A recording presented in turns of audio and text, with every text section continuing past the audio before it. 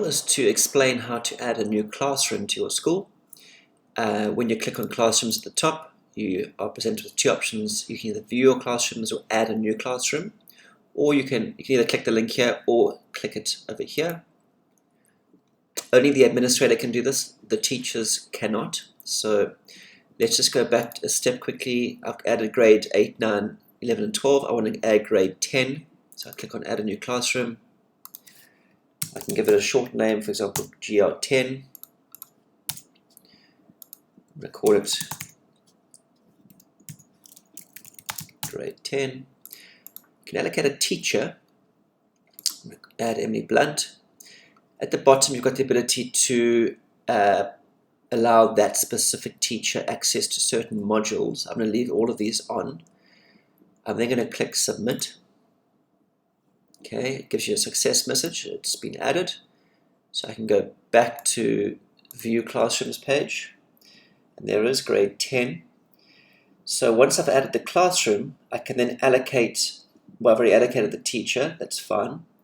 If I miss that step, I can always go back and I can click on the Actions button, click on Edit a Classroom, and then I can allocate a teacher. So I added Emily Blunt. I can always add an extra teacher. For example, let's add Angelina Jolie. Click Submit. So there's two teachers linked to that specific grade. I then have the ability to add students to that class. I can click on None Found, and I can add a child if it's a new child in the school.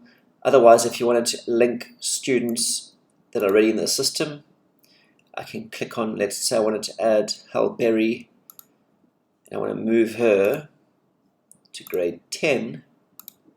It's as simple as that.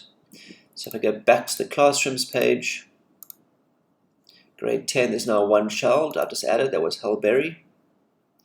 If I wanted to add an extra student, I click on View Students. Let's say I want to add Eva Mendez. I click on Move a Class in grade 10.